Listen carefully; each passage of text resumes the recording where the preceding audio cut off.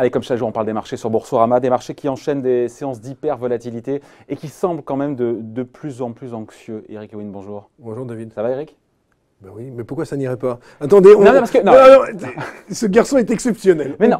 On consolide, on vient de passer de 5600 points à 5247 au plus haut. Ce matin, on vaut 5320. Et alors, c'est le drame absolu, c'est le crack mondial. Excusez-moi, hier, quand les marchés américains perdaient 3,5, je ne pense pas que vous la rameniez non plus. Mais attendez, ça fait 2 mois que je vois une consolidation. Donc c'est un prétexte? Non mais attendez, il y a un mois et demi, le David Jaco ricanait en disant le Lewin c'est encore planté. Il disait ça il y a un mois, puis maintenant qu'il y a la consolidation... Ouais, à force d'annoncer la pluie, elle arrive. Non, c'est pas ça, c'est pas à force d'annoncer. On avait besoin d'une bonne consolidation.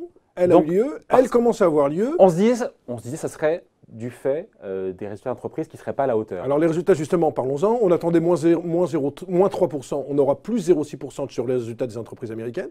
Donc c'est plutôt pas mauvais sur le premier trimestre. Maintenant, c'est vrai que... Mais vous savez, c'est toujours pareil. Non mais l'anxiété, vous la sentez bien. Enfin, encore une fois, c'est que tout le monde pensait qu'il n'y aurait plus de conflit commercial, que Trump allait gérer la situation. On était tous dans le même sens. Tout le monde vous disait, s'il y a les catalyseurs à la baisse, on ne les voit pas, ça peut être les résultats. Les catalyseurs à la baisse, c'est quoi?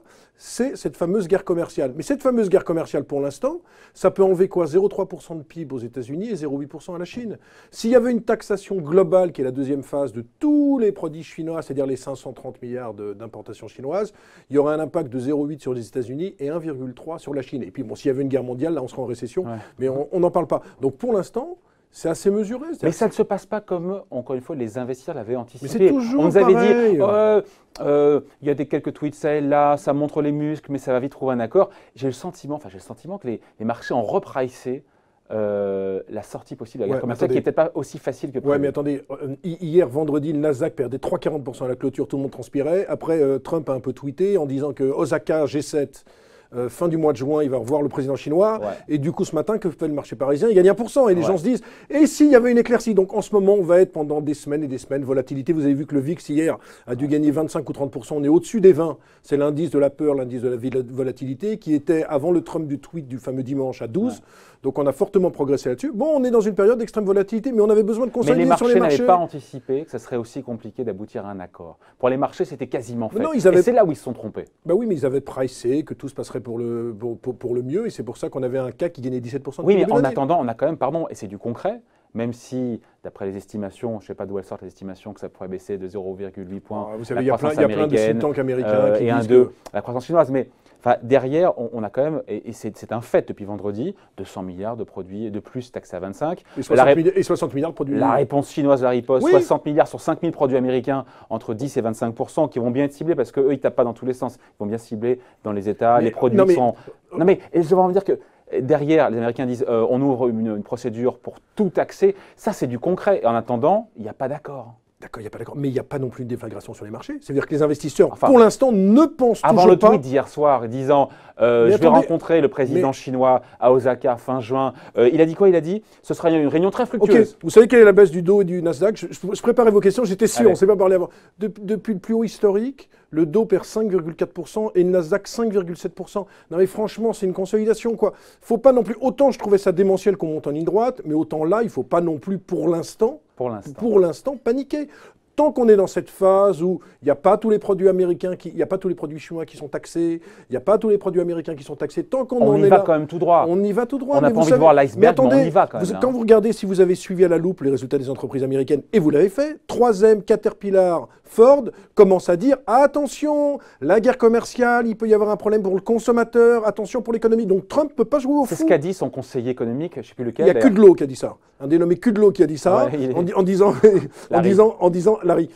attention. Donc, attention pour les entreprises américaines. Bien sûr, et Trump l'a déjugé dans la foulée. D'accord, mais Trump, pour l'instant, c'est des grandes phrases, c'est des grandes remontades. Il ne peut pas non plus aller trop loin parce que ça va handicaper son économie américaine. Ça va handicaper Wall Street. Je suis convaincu que le juge de paix, c'est Wall Street. Wall Street. Comme par hasard, Wall Street perd 3,5 hier soir. Et il y a ce Wall tweet Street disant... plus quand même David, le consommateur américain.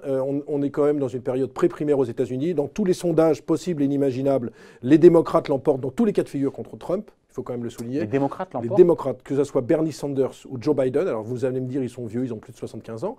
Donc Trump... il doit absolument rassurer les lecteurs. Dans le vote populaire ou dans le vote le vote pour les élections présidentielles. Et donc, Trump doit absolument aussi rassurer... Non, mais en nombre de grands électeurs ou en... Non, Trump serait battu. Trump ne serait plus président des États-Unis. Donc, en fait, il doit absolument rassurer l'électeur blanc de Pennsylvanie, du Michigan, de l'Ohio, de l'Iowa. Donc, il ne peut pas non plus trop y aller en termes de guerre commerciale, parce que c'est contre-productif pour l'économie américaine. Parce qu'on dit que s'il y avait une guerre commerciale totale, les États-Unis sont en récession en 2020. Et vous avez vu que quand on regarde les probabilités de baisse des taux d'ici la fin de l'année, on était à 50% aux États-Unis, on est maintenant à 70%. Donc Trump joue un jeu quand même extrêmement risqué, c'est-à-dire qu'il faut qu'il rassure le consommateur, mais il ne faut pas qu'il tape trop fort, parce que là où vous avez raison, c'est vrai que si Wall Street s'enrhume vraiment, on peut avoir des gros dégâts. Parce que autant en France, quand la bourse baisse, bon, il y a très peu de petits particuliers qui font de la bourse, il doit y avoir quoi 400, 500 000, 600 000, 700 particuliers.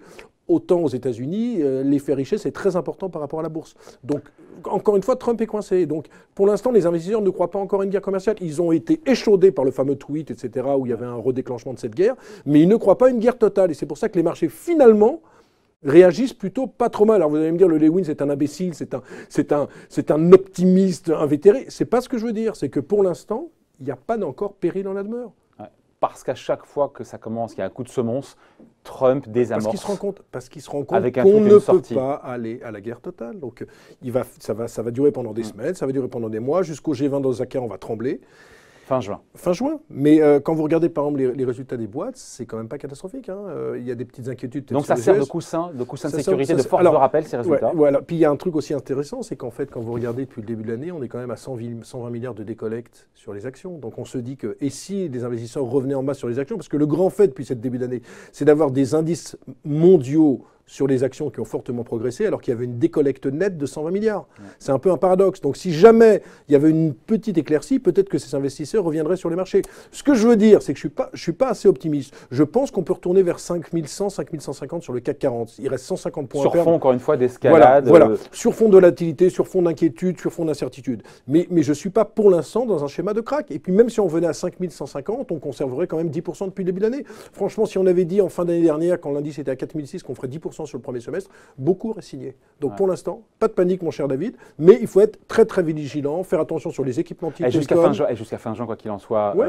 Non mais alors attention sur les équipementiers, je disais télécom parce que j'étais encore dans le schéma 2000, mais attention aux équipementiers automobiles, attention au luxe, qui est quand même un petit peu sous pression, parce qu'il ne faut pas oublier quand même que la Chine peut être handicapée, et les 6,5% de croissance en Chine qu'on avait prévu cette année, on aura peut-être simplement 5%.